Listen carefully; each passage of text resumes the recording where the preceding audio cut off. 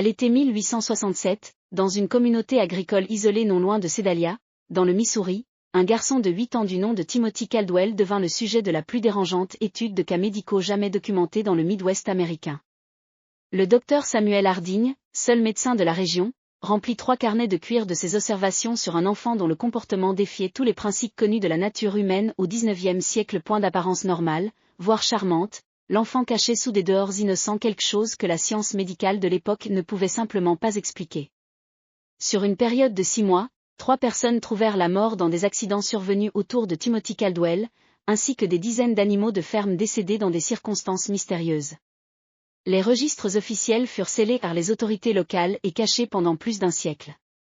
Mais la vérité sur Timothy Caldwell révèle une obscurité qui remet en question tout ce que nous pensions savoir sur la capacité au mal dans l'enfance. Pourtant, Harding se sentit profondément mal à l'aise en sa présence. Son regard avait une intensité qui semblait suggérer qu'il m'étudiait avec le même intérêt clinique que je réserve habituellement à mes patients, nota-t-il plus tard dans son journal. Les voisins remarquaient aussi des détails étranges. Madame Eleanor Patterson, dont la propriété jouxtait celle des Caldwell, remarqua que Timothy travaillait avec une concentration inhabituelle pour un enfant, sans jamais sembler se fatiguer ou s'arrêter pour jouer. C'était comme regarder une petite machine, confia-t-elle à son mari. Elle observa également que ses poulets devenaient agités chaque fois que Timothy s'approchait de la clôture, comme si les animaux sentaient quelque chose que les humains ne percevaient pas.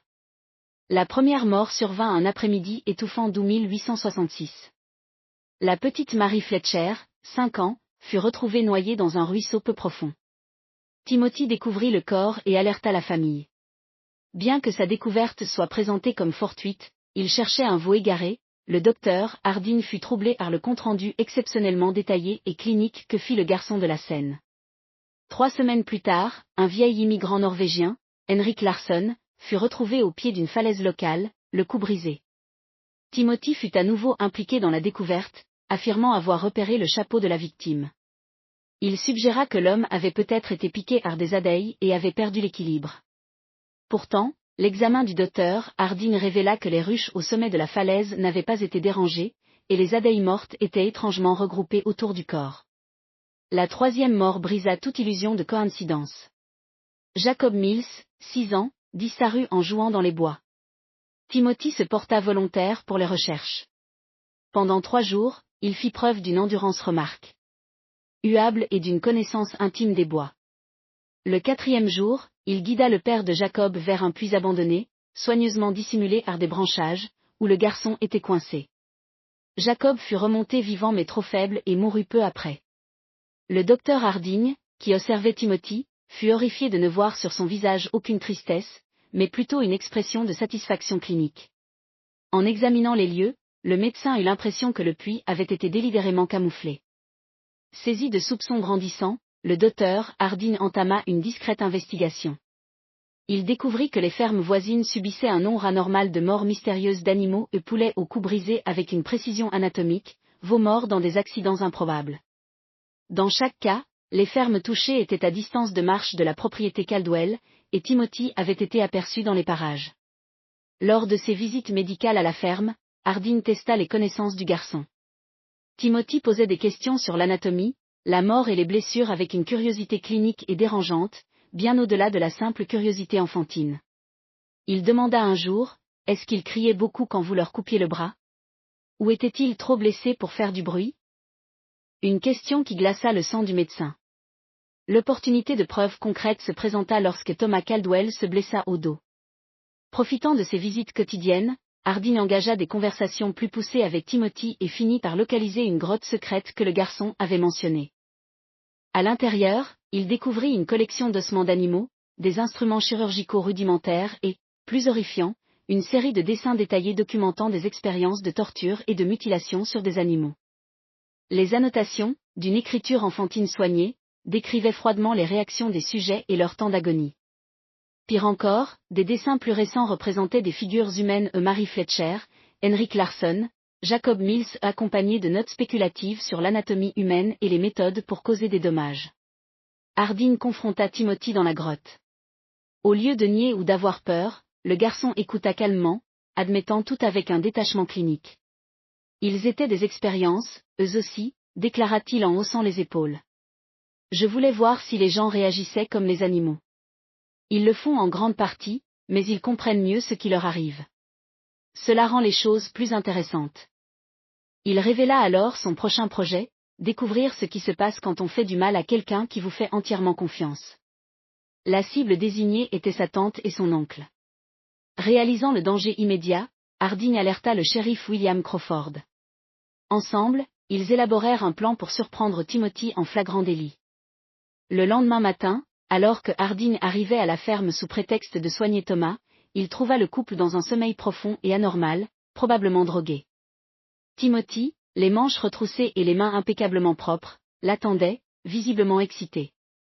Alors que Timothy s'approchait de son oncle endormi avec une corde, Harding intervint. Une lutte violente s'ensuivit. Timothy, bien que plus petit, se battit avec une férocité et une connaissance anatomique surprenante, utilisant plusieurs lames qu'il avait dissimulées. Le shérif Crawford et ses adjoints, P. Hostés à l'extérieur, firent irruption et maîtrisèrent le garçon. Même menotté, Timothy resta d'un calme troublant. Vous ne pouvez rien prouver, dit-il avec assurance. Personne ne croira qu'un enfant a fait toutes ces choses. Vous ne me pendrez pas. Je suis trop jeune et je suis trop intéressant. Quelqu'un voudra m'étudier. Timothy avait à la fois tort et raison.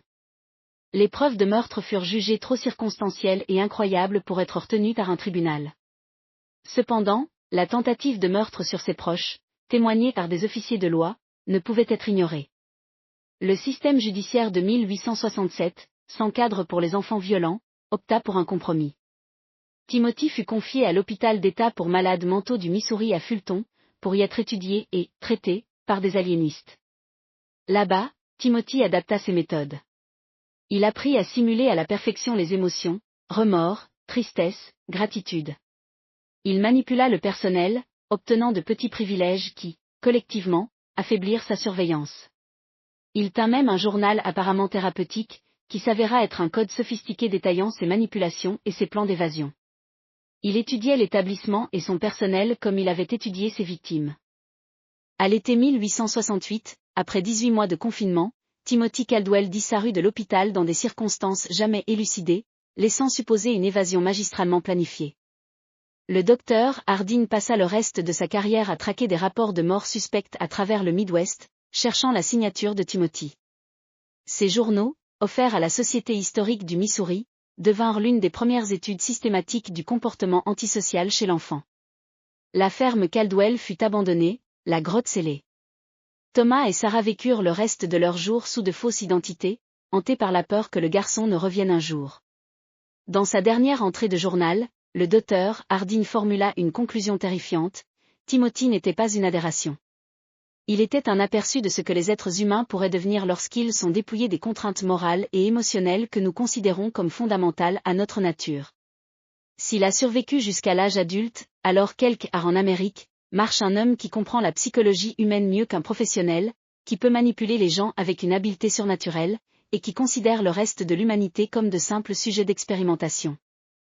L'histoire de Timothy Caldwell nous force à confronter des questions inconfortables sur le développement moral et la possibilité que certains individus puissent naître sans cette capacité d'empathie que nous considérons comme fondamentale à l'humanité. Le mal peut parfois porter le visage de l'innocence.